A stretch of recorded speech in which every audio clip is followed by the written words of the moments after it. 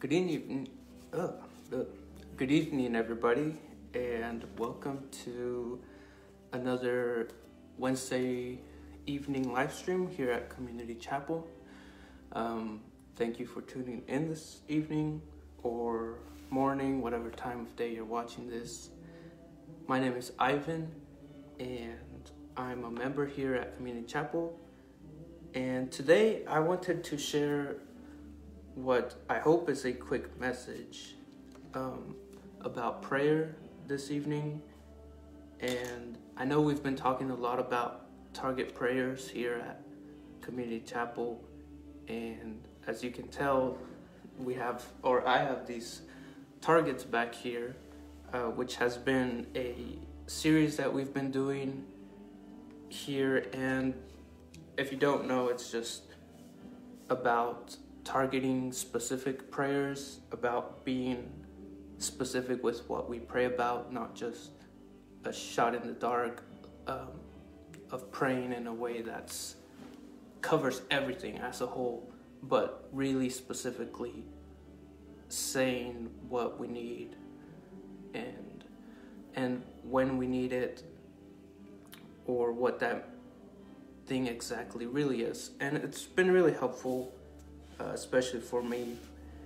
And so going off of that series we've been doing, I was studying and I was looking more into what to share tonight, and I believe the Lord led me to another area of praying, and that would be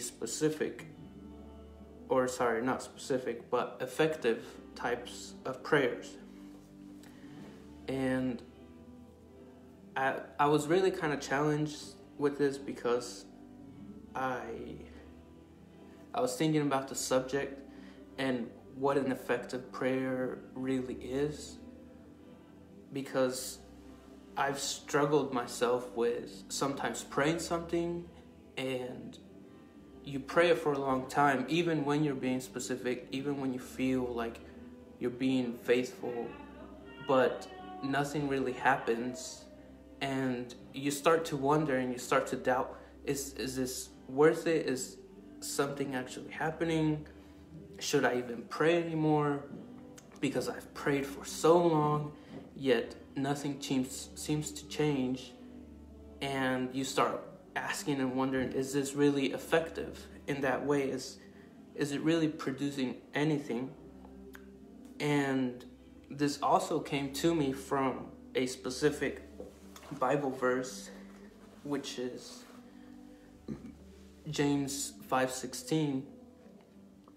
And James 5:16 says, confess your trespasses to one another and pray for one another that you may be healed. The effective, fervent prayer of a righteous man avails much. And so when I read this, first off, it talks about fervent and it talks about righteous. And it's like, okay, I think I can pray a fervent prayer. I know what that looks like. And basically what that word can sort of be defined as is passionately. And the other part is righteous. And praying a righteous prayer can sometimes be a little bit hard to identify. But if we seek God, we know that there might be some sin or something that is affecting our lives that we need to let go of, or that we need to change. And I think that can be a little bit easier to identify, but it is a little more challenging than we first think. And that third one is effective prayer. And that one, to me it's tricky, because it's like you can pray a prayer and you think it's effective, but if you don't see it, then that's where you start wondering, is it truly effective? And today I'm hoping that we can kind of get a deeper and better understanding of an effective prayer and how to pray an effective prayer. So we go from specific and from targeting specifically to an effective prayer. And what I want to do in order to help us learn more about that is we're just going to look at a lot of stories of prayers in the Bible, and hopefully that'll help us give us a better understanding into what an effective prayer would be, or perhaps what it looks like. And the first story I want to look at is starting with Abraham, and that starts in Genesis 18. And like I said, we're going to look at quite a few, but I'm hoping to go through all of these quickly and not take so long, because I do want to look at quite a few several characters. So anyways, there in Genesis 18, in about verse 22 says this. It says, "Then the men turned away from there and went towards Sodom, but Abraham stood still before the Lord. And Abraham came near and said, 'Would you also destroy the righteous with the wicked? Suppose there were 50 righteous within the city, would you also destroy the place and not spare it for the 50 righteous that were in it?'" And most of you have probably heard of this story or known about it, but this is when Abraham meets with the Lord. He's outside his place and he sees 3 men, and he recognizes that it's the Lord.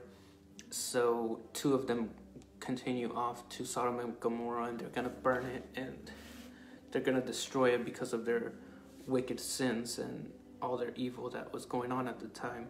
And so Abraham stays back talking to one, and he knows this is the Lord. He just recognizes that, and he starts to, I guess you could say, like, he starts to just negotiate with God in a way of saying, "Lord, would you destroy the city if there were 50 righteous people?" And then he negotiates it all the way down to, I believe it's 10 people, because he goes from 50, and then he says, "Suppose there were less than 50 righteous, would you destroy all of the city for the lack of 5? So 45. And the Lord says no. And he spoke to him yet again, and he's like, "Suppose there would be 40 found there." And the Lord again said, "No, I will not destroy it for 40. And then he's like, "Let the Lord not be angry with me, and I will speak. Suppose there should only be 30.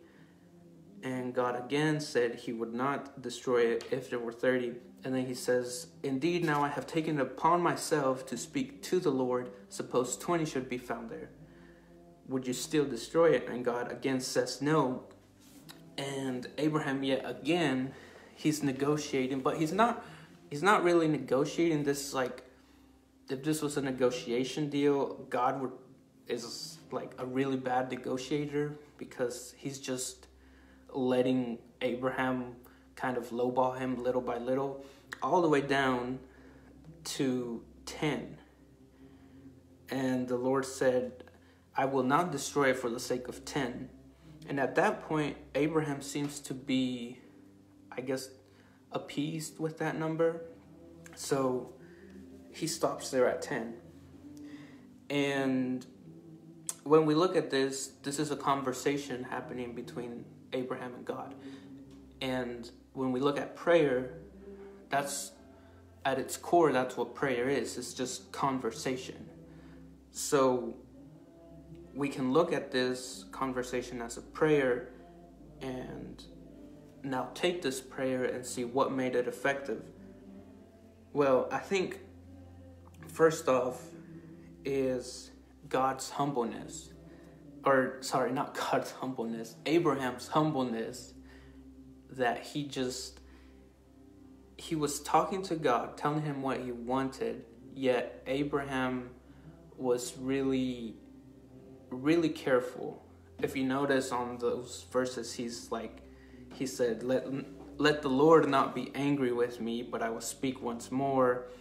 And then he says, let the Lord not be angry with me again. And he spoke yet again. And he continues to speak. So from the way that Abraham is speaking to God, I think it's pretty safe to say that Abraham had developed a relationship. And I think that's one of the main things about beginning with an effective prayer is that relationship. We need to have that relationship and that conversation with God. But on top of that, there's also that humbleness. There's that reverence towards God of saying, God, look, I know you could smote me at any minute right now, so I'm talking and asking this, but I'm doing it in a way that's humble, okay? I'm not gonna over negotiate here, even though I still don't know what was going through Abraham's head in that taking that plan of action of trying to negotiate down God. But it worked. He was just conversating with him. And the main thing here, I think, is the way that they just talk with one another. Or I guess more so the way Abraham just talked to God, because God was just agreeing with Abraham and granting whatever Abraham's request was. And again, there was that humbleness in Abraham's heart. So moving on from that, we can also I want to also look at Moses. Moses, who in Exodus 33:12, who was the leader of the Israelites in leading them out of Egypt from slavery, from the Egyptians at the time. He's leading the Israelites at this point for a long time. And for some reason, this Bible's not turning there. But this is where Moses is kind of getting a little tired of leading the Israelites, and he's kind of tired of their complaining and their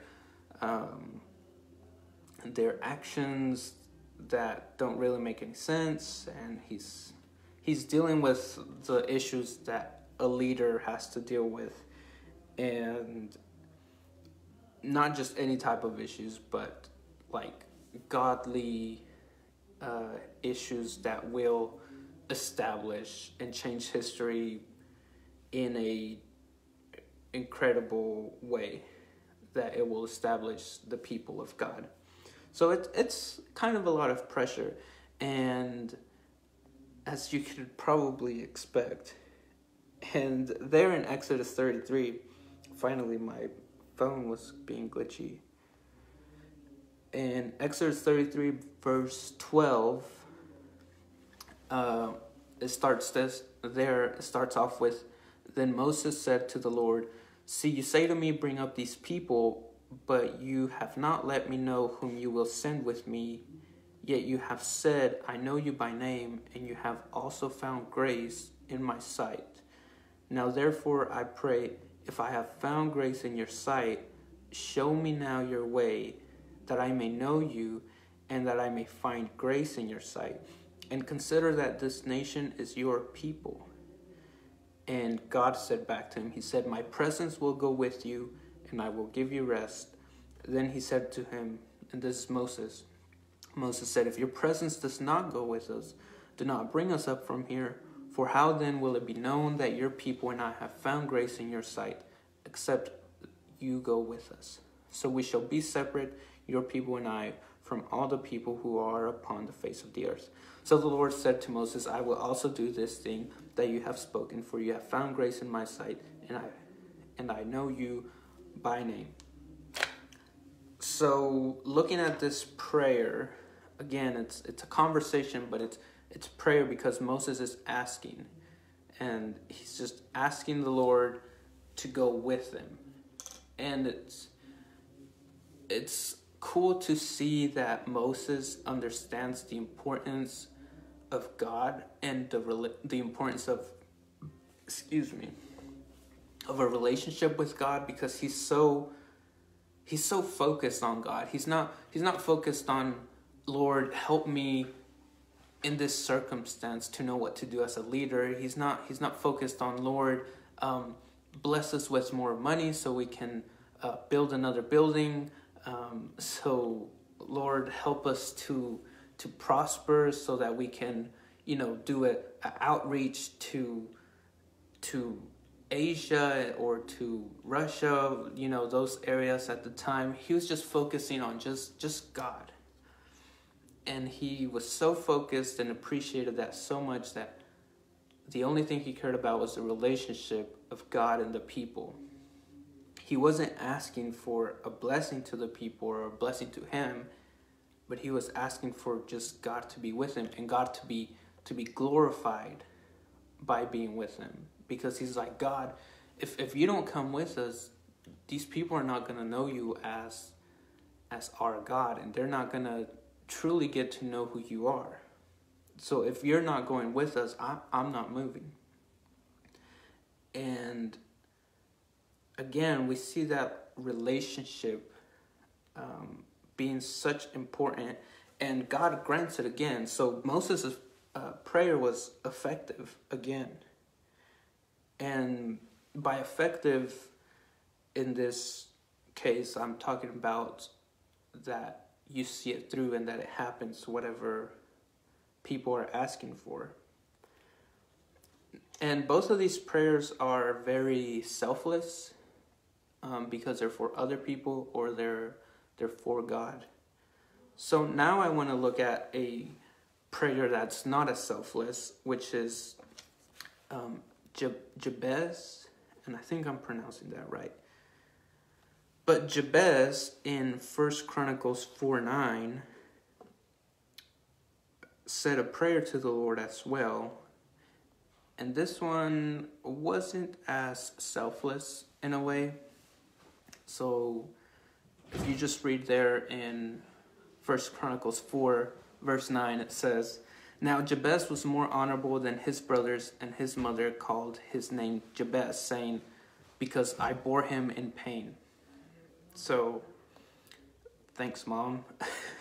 And Jabez called on the God of Israel, saying, "Oh, that you would bless me indeed and enlarge my territory, that your hand would be with me, and that you would keep me from evil, that I may not cause pain."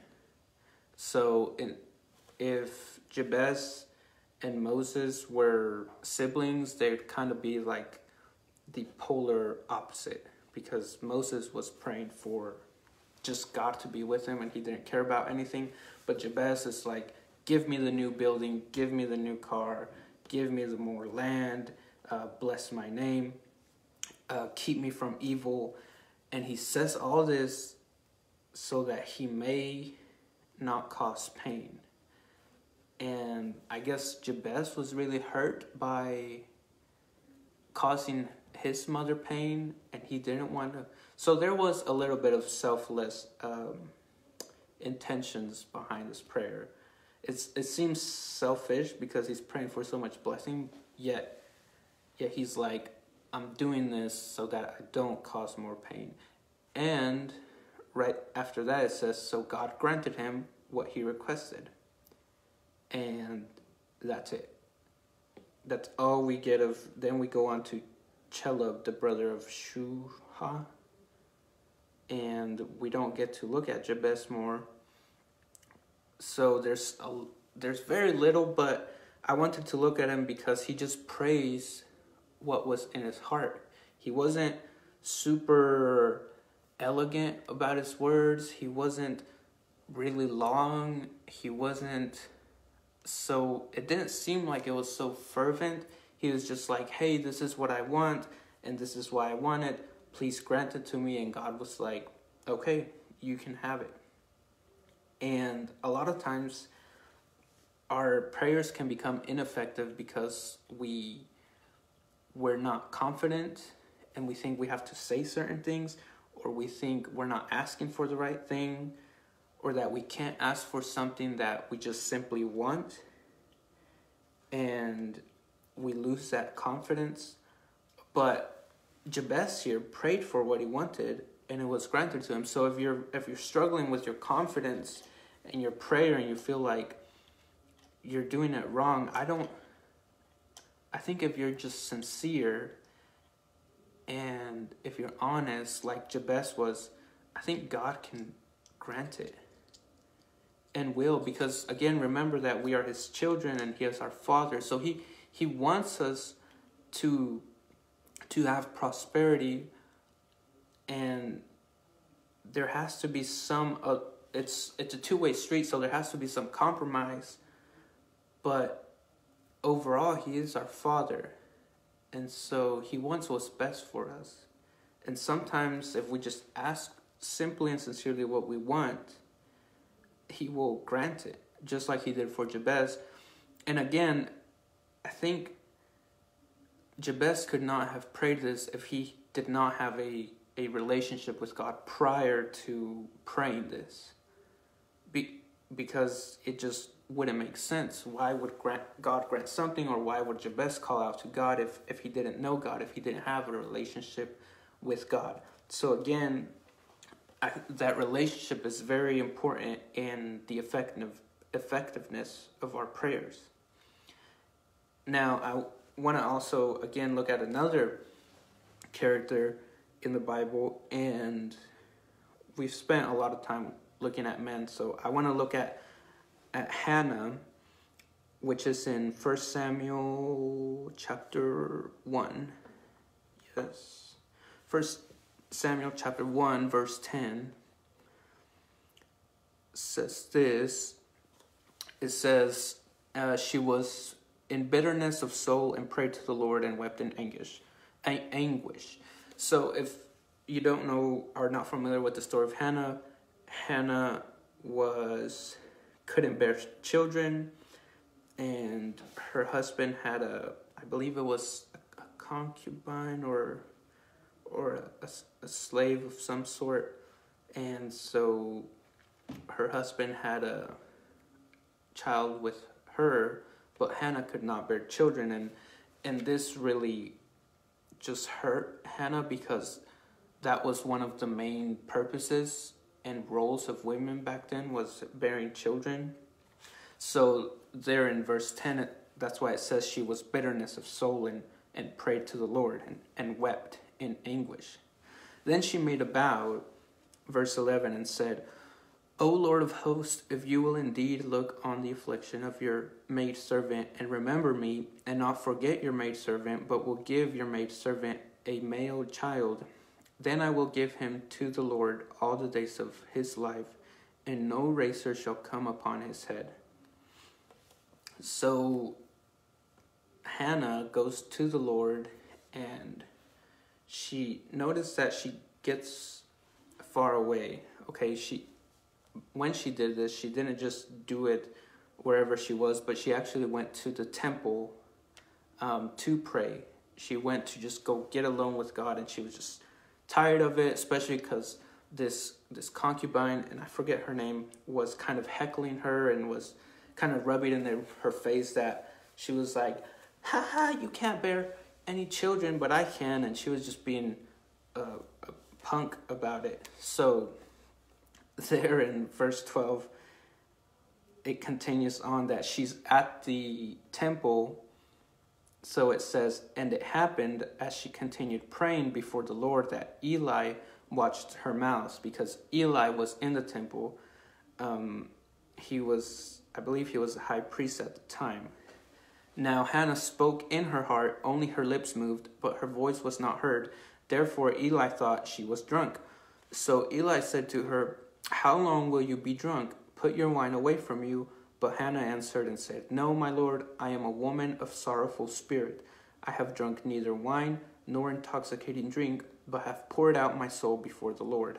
Do not consider your maidservant a wicked woman, for out of the abundance of my complaint and grief I have spoken until now." So then Elijah answered and said, "Go in peace, and the God of Israel grant your petition which you have asked of him."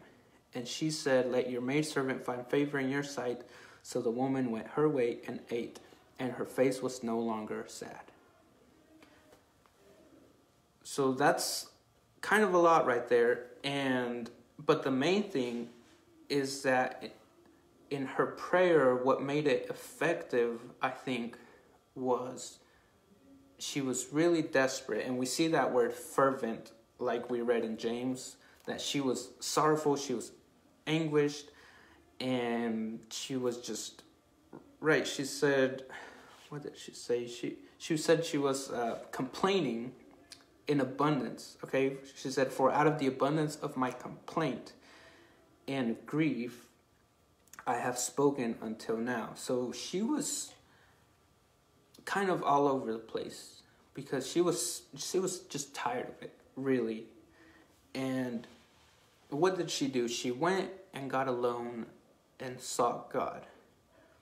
And a lot of times, things that can hinder our effectiveness in our prayers, I believe, is our focus, because we are just constantly thinking of so many things all at once. And if we're just able to find a place, get alone with God, where we can eliminate those distractions a little more, and where we can establish a confidence of where we can just come to God in relationship and just truly spill out our hearts before him, not having to think about it too much, but just sincerely and honestly praying. We see in Hannah and kind of with Jabez that it is an effective way of praying and that God will answer it. So if you're questioning, God, is it okay if I do this? Do I need to change my way of prayer? Don't think about it too much, because all these people have prayed in such different ways, right? Abraham praying for the people of Sodom and Gomorrah, and he's negotiating, and he's kind of like feeling himself, because he says, "I have taken it upon myself to speak to the Lord," as kind of this like, "Oh, look at me, I'm pretty bold, huh?" And then we see Moses, and Moses is like, "God, we're not going anywhere if you're not coming with us, God. I want you and nothing else." And then we see Jabez, and he's like, "God, give me the BMW or the Mercedes, God. Give me the 3-bedroom house, 3-bathroom house with the 5 acres out on the hill, and the cows and goats and chickens to raise, in order so that I may not cause pain to the people around me." And Hannah's like, "Lord, if you just would give me a child, that I may be rid of this struggle and embarrassment," really, because she was probably facing some embarrassment and kind of some shame towards her because she couldn't bear children. But it was not only because of that, but also she said, "I will give you this child to you." Okay? And all of these people are humbly coming to the Lord. I know Jabez doesn't seem like it, but we have very little of him, in that I'm sure that's not all there is to him, because we see that he had a relationship with the Lord, and all these other characters as well. I think it's pretty safe to say that they had a pretty well-established relationship with God. And they all were just focused on God at the time. And one of the main characters in the Bible that was constantly focused was Jesus, who is probably the greatest teacher to look at when we look at prayers. Okay? Now, Jesus prayed in all these ways of these people. Okay, he was focused. Number one, many times Jesus would walk away from everybody and go pray by himself, and he even mentions it. He says, if I remember correctly. He says along the lines of, when you pray, do not pray out in the streets to be looked at with fancy words and elongated like prayers, but pray, find a place by yourself, shut the door and pray there by yourself. And I think that's also where he says, don't let the left hand know what the right hand is doing, of just praying, finding that place alone, away from the distractions, and where it's truly sincere, where it's truly just you and God, and where you can truly be intimate with God and develop a relationship with Him. Now, another thing that Jesus prayed, and I didn't mention it, but some of these characters prayed, was also according to the will of God. Abraham and Moses would pray, and when they would ask something, they would also say according to God's will. And Jesus said this too in one account that I can think of. They also all prayed in reverence, as Jesus did, Jesus referring to God as Father, and always paying respect to Him. They were also confident in relationship with God, especially Jesus. Jesus prayed for his desires. So he prayed sincerely, as we see with Jabez. He prayed constantly. He prayed fervently. And he prayed specifically as well. If you look at the life of Jesus, Jesus was always praying. There's always a time when it talks about Jesus going away and praying, or Jesus praying for a person. And that's also one of the main things, is that in our prayers, when they become or seem ineffective, one of the things is that maybe we're not persistent enough or constant enough. And we need to realize that if you feel that way, you need to understand that prayer isn't just something you do, but something you live. Because when you look at Jesus and the way He lived, you see that prayer wasn't just something that He casually did, but it was part of who He was. It was part of His life, just constantly in it. And Paul talks about this as well. Paul says, he says in, I believe it's Thessalonians 5, that he talks about pray without ceasing. And that verse there simply just means like pray constantly. But not just do it as a chore, as a checkoff list, but pray without ceasing every day. Just make prayer a part of who you are. Make it a part of your life. Because praying, again, is just communication between you and God, the Father. And if you have a relationship with your Father, you don't go and talk to your dad as something you need to do, but you talk to Him because you have a relationship, because it's part of who you are. It's a part of your life. Your Father is a part of your life. So you talk to Him naturally. You don't have to really think about it. And at first it may seem weird. Hopefully that didn't mess it up.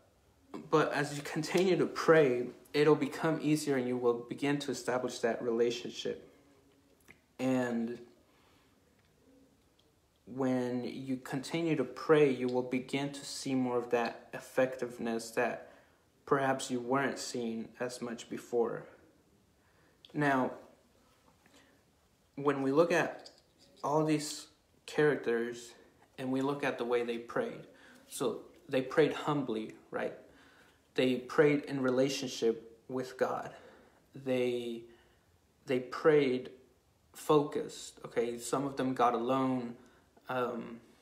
Some of them just pushed people out of the way so that they could get alone.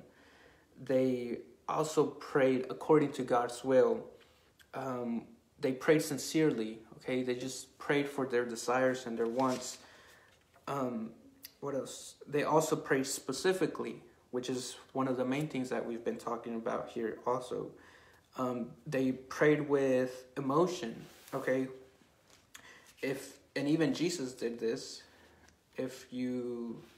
Real quick, if we go to Luke 22,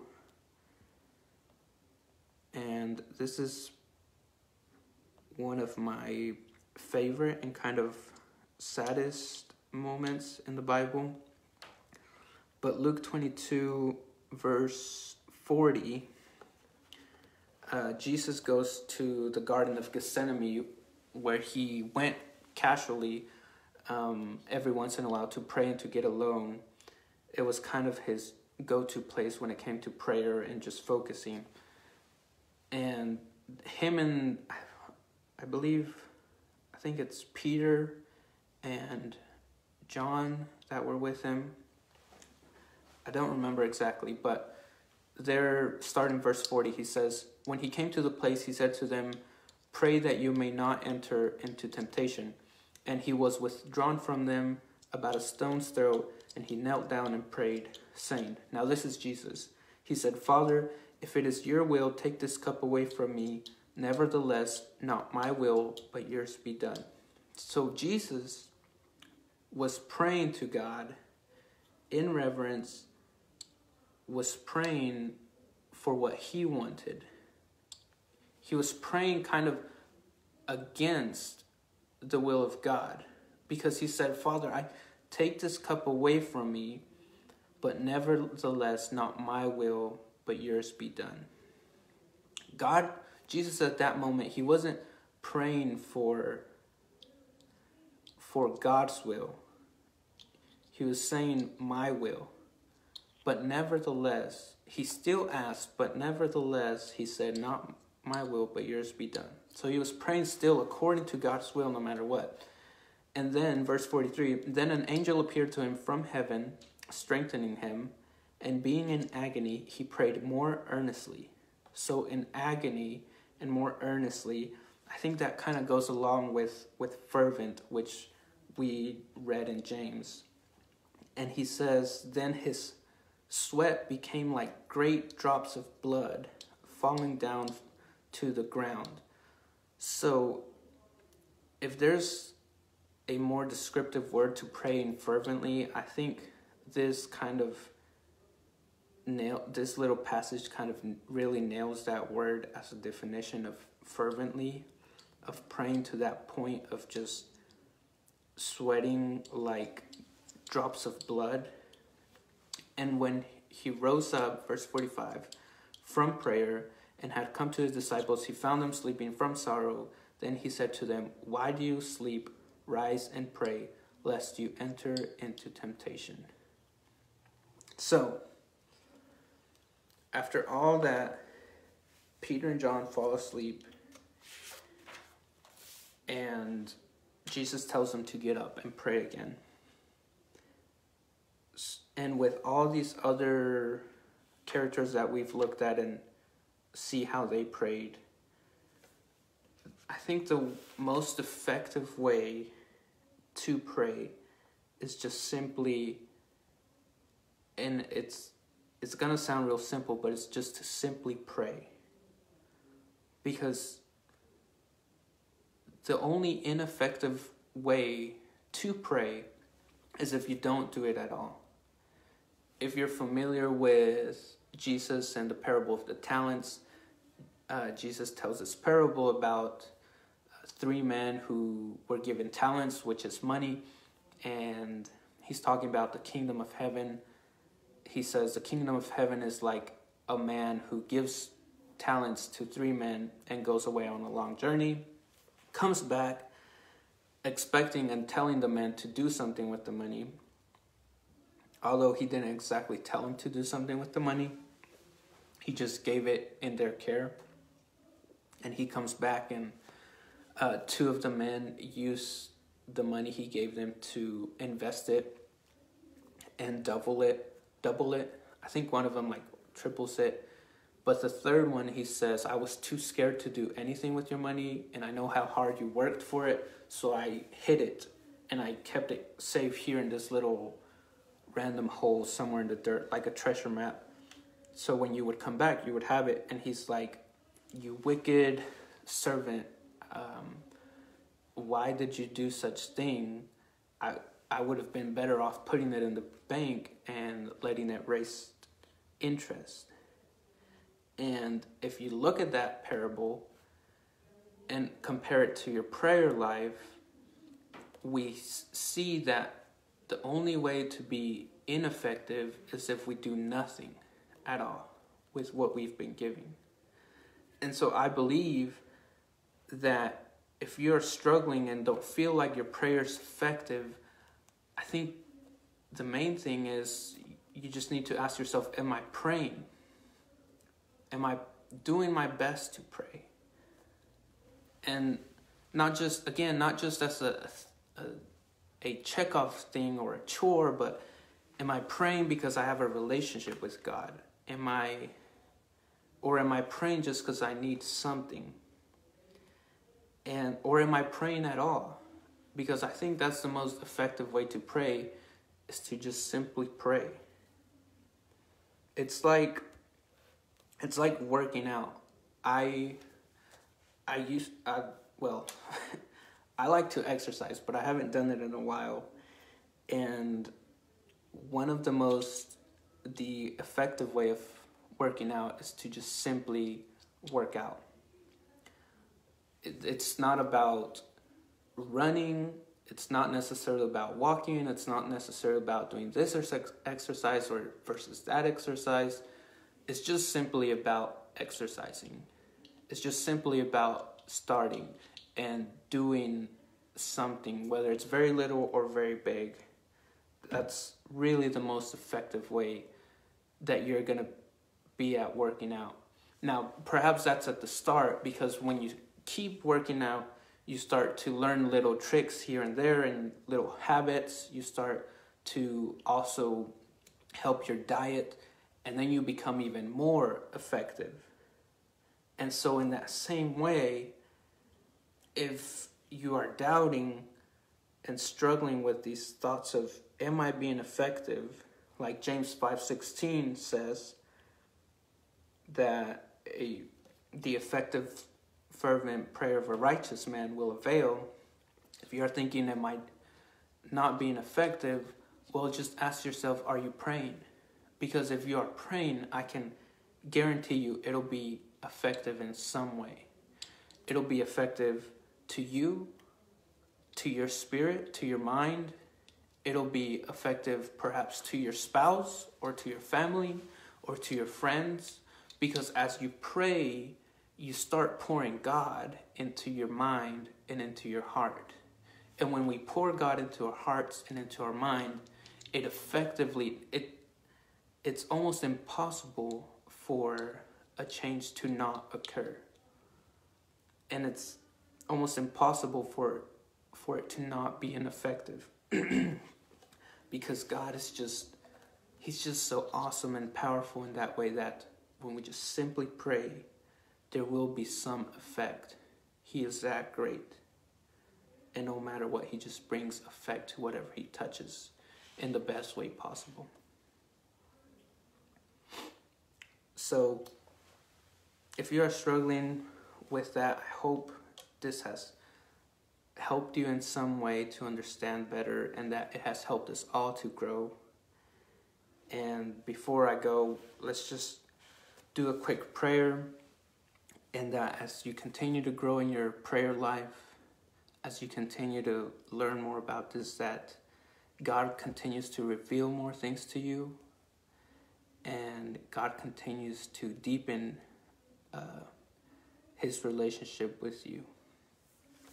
So, with nothing else to say, Father, Heavenly Father, God, I thank you for this day, and I thank you for all the people listening right now, wherever they may be, Father. I thank you for them tuning in and for their hearts and their minds to seek you more, Lord. And I pray for your blessing and ask that you deepen your relationship with them, Father, that you help them grow in your knowledge and in your word.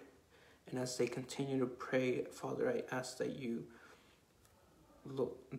grant these requests, Father, by your mercy, by your grace, and by your love, that you forgive them and that you grant these requests.